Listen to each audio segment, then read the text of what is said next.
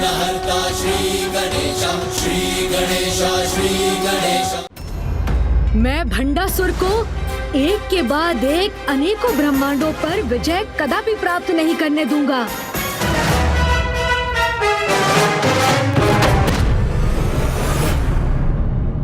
किंतु प्रभु, गणेश अभी कर भी क्या सकता है, क्योंकि प्रभु हैग्रीव के अनुसार भंडासुर का पतन तो तभी आरंभ हो सकता है जब उससे कोई बड़ा दोष होगा। किंतु ये भंडासुर तो कोई दुष्टपूर्ण व्यवहार करने के स्थान पर निरंतर 1,08,000 यज्ञों का आयोजित कर उनकी पुण्य शक्ति से स्वयं को सुरक्षित कर रहा है।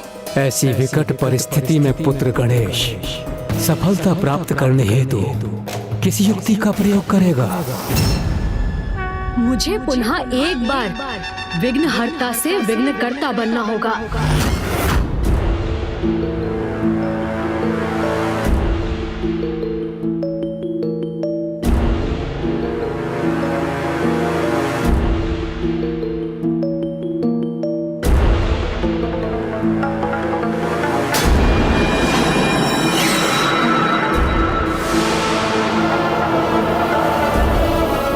किसकी अशुभ छाया है ये?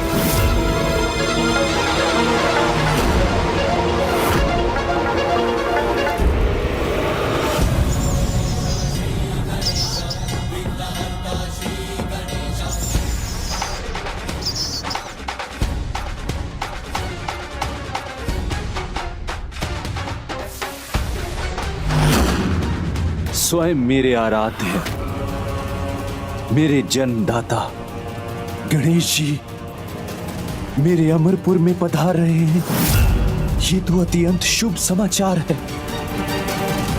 उनका ऐसा अद्भुत स्वागत करूंगा मैं। उनके आशीर्वाद से अमरपुर सदैव के लिए अमर हो जाएगा। प्रणाम प्रभु।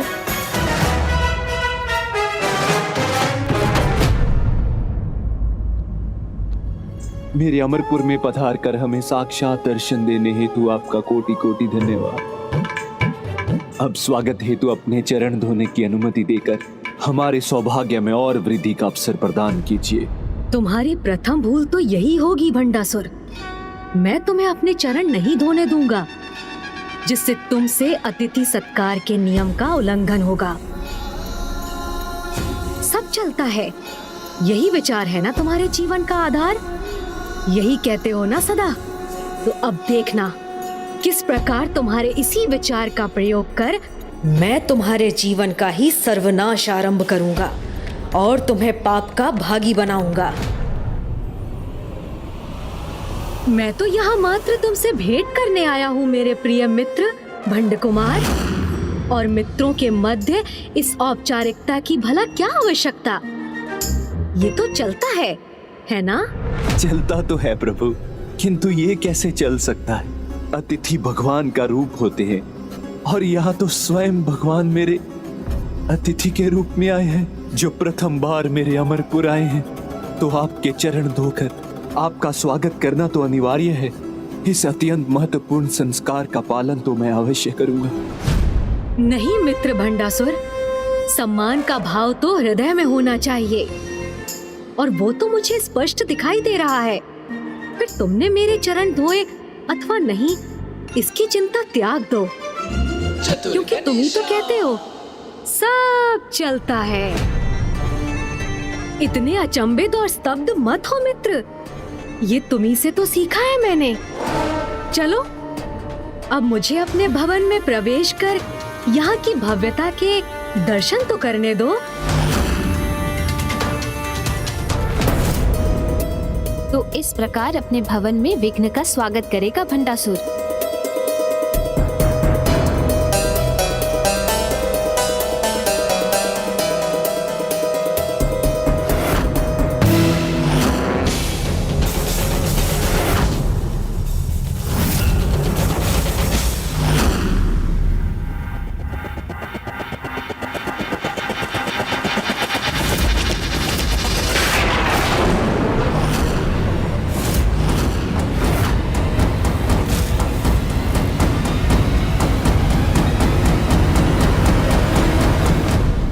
भंडासुर ने अपनी चतुराई का प्रदर्शन कर पुनः स्वयं को भूल करने से सुरक्षित कर लिया।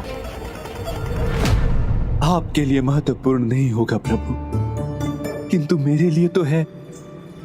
आपका सम्मान जो मेरे हृदय में है, इसका प्रदर्शन बाहर भी तो होना चाहिए प्रभु।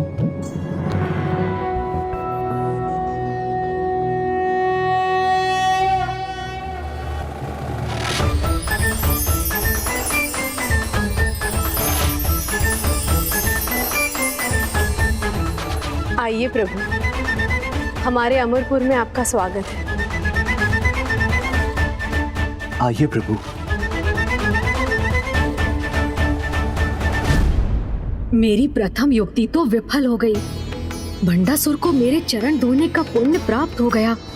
मुझे उसे भटकाने का और प्रयास करना होगा।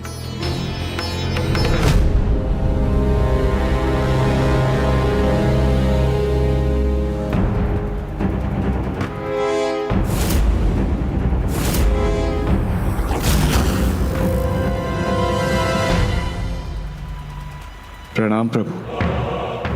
प्रणाम प्रभु। प्रभु, युद्ध में पराजित इन बंदी इंद्रदेवों की चिंता मत कीजिए। इन्हें मैं प्रताड़ित नहीं कर रहा हूं। इनकी अधीनता के परिणाम स्वरूप बस कुछ सेवा ले रहा हूं। इतना तो चलता है ना प्रभु। अच्छा, किंतु युद्ध का नियम तो यही है कि पराजित राजा भी राजा के अनुरूप सम्मान का अधिकारी होता है। किंतु तुम तो असुर महानायक हो, युद्ध के धर्म के विपरीत आचरण भी कर सकते हो। इतना तो चलता है ना? क्या हुआ भंडासुर, तुम चिंतित क्यों हो गए? चलता है ना? नहीं नहीं प्रभु, मुझसे कोई त्रुटि हुई है और मेरा कर्तव्य है कि मैं उसमें सुधार करूं। आज से इन्हें मेरी राजसभा में उपयुक्त आसन दिए जाएंगे। ओह, तो तुम अभी भी इन्हें अपने समक्ष ही रखना चाहते हो? उसके पीछे का प्रयोजन भी ज्ञात है मुझे कि कहीं ये मुक्त हो गए तो तुम्हारे विरुद्ध अपना संपूर्ण बल एकत्र कर तुम पर आक्रमण न कर दे, है ना? इसीलिए तुम बंदी बनाकर ही रखोगे इन्हें। कदाचित अपनी सुरक्षा के लिए तो इतना तो चलता है ना? क्षमा कीजिए प्रथम पूज्य गणेश जी, कदाचित आप ये भूल रहे हैं कि ज्येष्ठ भ्राताश्री को महादेव का वरदान प्राप्त है। उन्हें कोई भी क्षति नहीं पहुंचा सकता।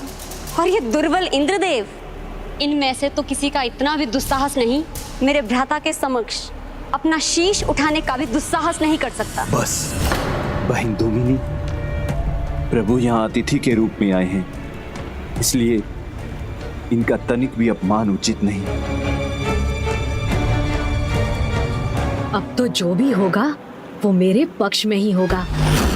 यदि भंडासुर ने मेरे कारण इन इंद्रदेव को मुक्त कर दिया तो ये अति उत्तम होगा, और यदि इसने ऐसा नहीं किया तो ये इसकी प्रथम बड़ी भूल होगी। प्रभु, मेरा इन्हें यहाँ रखने में कोई गुप्त प्रयोजन नहीं, और अब आपके मार्गदर्शन के अनुसार मैं वही करूंगा जो उचित है। इनके साथ राजाओं के अनुरूप व्यवहार करूंगा मैं।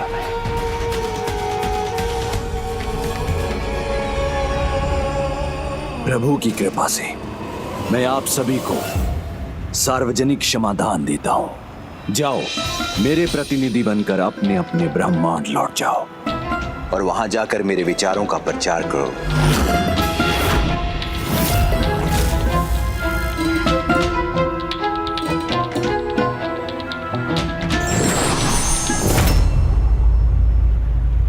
मेरी इतनी सफलता पर्याप्त नहीं, इससे कोई भूल तो करानी ही होगी मुझे। अब मैं समझ गया कि आप क्यों पधारे हैं यहाँ। आप यही ज्ञात करना चाहते हैं ना कि वो भंडासुर जिसकी आपने रचना की, अब अमरपुर के सिंहासन पर स्थित होकर राजकाज का दायित्व कैसे निभा रहा है।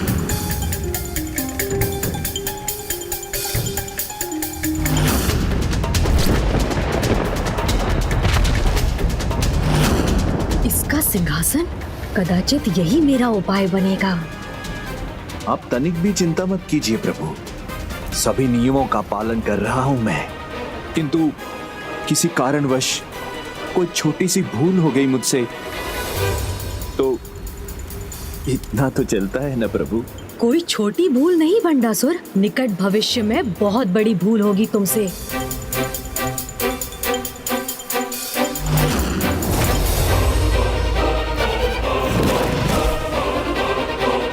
स्वामी, अब गणेश करने क्या जा रहा है? पुत्र गणेश भंडासुर के सिंहासन की ओर बढ़ रहा है। कोई भी असुर किसी और का अपने सिंहासन पर स्थित होना कदापि स्वीकार नहीं करेगा। असुरराज, ये प्रभु गणेश जी क्या करने जा रहे हैं?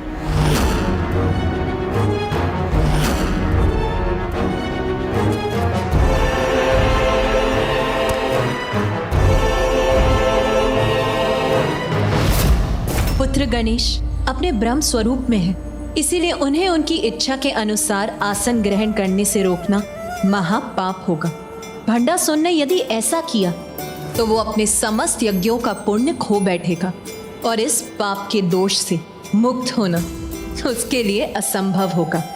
सबको लग रहा है कि भंडा गणेश को रोक देगा, किंतु यदि उसका विपरीत हुआ और गणेश उस सिंहासन पर बैठ गया तो भंडा का पुण्य और बढ़ जाएगा और अमरपुर वास्तव में अमर बन जाएगा। मुझे देवताओं पर तनिक भी विश्वास नहीं है भ्राता। उन्हें छल से जो भी प्राप्त होता है उस पे अपना आधिपत्य कभी नहीं छोड़ते। इन्हें सिंहासन तक जाने से रोकिए, रोकिए इन्हें, रोकिए इन्हें।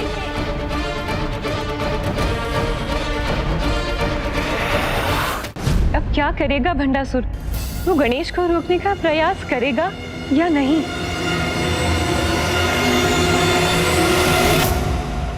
मैंने तुम्हारे समक्ष धर्म संकट की स्थिति उत्पन्न कर दी है। मैं सिंहासन ग्रहण करूं तो भी समस्या होगी और ना करूं तो भी। अब क्या करोगे भंडासुर?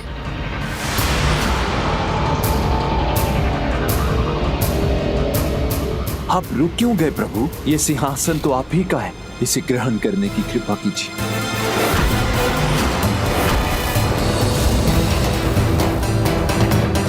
प्रभु, मैं आपको इस सिंहासन पर विराजने से रोकने की भूल कदापि नहीं करूंगा।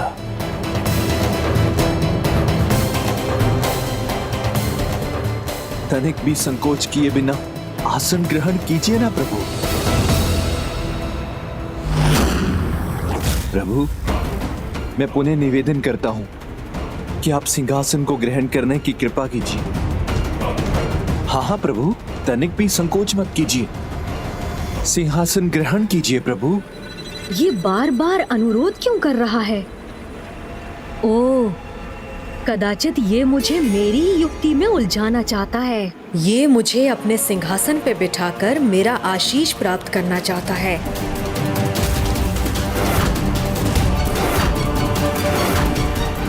क्या हुआ प्रभु? जिस सिंहासन का अधिकारी राजा वहाँ उपस्थित हो, उसके समक्ष उसके आसन पर स्थित होना उस राजा का अपमान है ना? नहीं नहीं प्रभु, आप मेरे भगवान हैं और मैं तो मात्र एक तुच्छ भक्त हूँ आपका। आपके लिए मैं राजा कहाँ? सिंहासन ग्रहण कीजिए प्रभु। अवश्य ग्रहण करूंगा ये आसन, किंतु मेरी इच्छा है कि सर्वप्रथम तुम वहाँ स्थित हो, जिससे मैं देख सकूं कि तुम किस प्रकार यहाँ का सिंहासन सुशोभित करते हो। तुम्हारा अतिथि हूँ मैं, इसीलिए मेरी इच्छा का पालन तो तुम्हारा धर्म है। यदि अतिथि को समान आसन प्रदान किए बिना मैंने अपने सिंहासन पर स्थान ग्रहण कर लिया तो भी अतिथि सत्कार का उल्लंघन होगा, और यदि गणेश जी की इच्छा को टालकर मैंने सिंहासन ग्रहण नहीं किया तो भी उसी पाप का भागी बनूंगा मैं। अर्थात जो भी करूंगा उसका एक ही परिणाम होगा। ये कैसे उलझा दिया आपने मुझे गणेश जी? अंततः मेरी युक्ति में उलझ ही गए तुम भंडासुर। आपको समझने में भूल हुई मुझसे। मुझे मेरे धर्म से भटकाने आए हैं आप, किंतु मैं भी वो भंडासुर हूँ जिसे आप ही ने रचा है। आपको इस कार्य में सफल नहीं होने दूंगा मैं। तो कदाचित अमरपुर में अतिथि की इच्छा का कोई मूल्य नहीं। मूल्य है। अमरपुर में तो अतिथि की इच्छा ही सर्वोच्च है। मैं सिंहासन अवश्य ग्रहण करूंगा।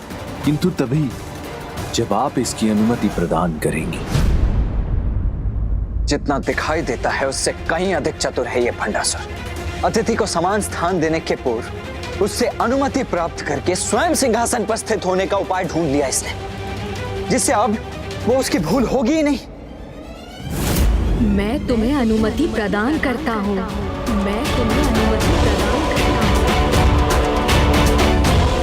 इस बार भी अपनी तुम चतुराई से जीत गए भंडासुर, किंतु मैं तुम्हें एक ना एक दिन पराजित करके रहूंगा। भ्राताश्री,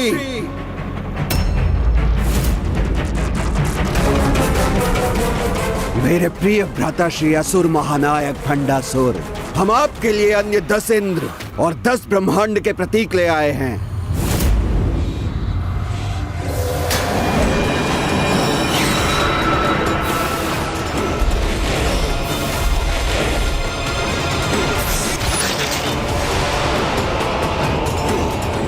मेरे प्रतिनिधि बनकर इन इंद्रों को अपने ब्रह्मांडों के स्वर्गों में राज करने दीजिए। प्रभु के सुझाव पर मुक्त कर रहा हूं सभी को। शीघ्र ही प्रस्थान कीजिए। ये मेरी योजना को जान गया है, इसीलिए ये मुझसे एक कदम आगे चल रहा है। अब मुझे इससे कई कदम आगे चलना होगा ताकि मैं इसे कोई भूल करने के लिए विवश कर सकूं। मेरी माला अभी भी अधूरी है। मेरे भ्राताओं और मेरे पुत्रों, जाओ शीघ्र ही इस कार्य को संपन्न करो। जो आज्ञा भ्राताश्री। कैसे कराएं इससे कोई भूल? मुझे इसे किसी युक्ति में उलझाना होगा। क्या हुआ प्रभु? क्या आपको यहाँ कोई चिंता सता रही है?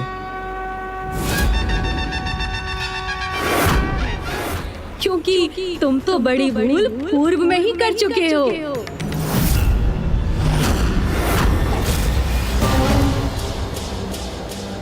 ये क्या कह रहे हैं प्रभु? आपकी प्रतिमा की स्थापना में मुझसे कोई त्रुटि रह गई क्या? मैंने तो सोचा था कि अन्य असुरों से भिन्न अत्यंत बुद्धिमान हो तुम, किंतु तुमने तो निराश कर दिया मुझे। इतनी बड़ी भूल कैसे कर गए तुम? कौन सी भूल प्रभु? ये भूल तो तुम्हें स्वयं ही ज्ञात करनी होगी, किंतु उसका एक संकेत अवश्य दूंगा तुम्हें। तुम्हारे आराध्य की प्रतिमा का मुख यहाँ के प्रवेश द्वार की दिशा में होना चाहिए, अथवा उनका पृष्ठ। तुमसे इतनी सामान्य भूल की आशा नहीं की थी मैंने, किंतु ऐसा कर तुमने यहाँ मेरा कार्य संपन्न कर दिया। इसीलिए अब मैं प्रस्थान करता हूँ। वास्तव में भूल हुई है मुझसे, अथवा प्रभु मात्र मेरी परीक्षा ले रहे हैं? कहीं ये मुझे उलझाने का प्रयास तो नहीं?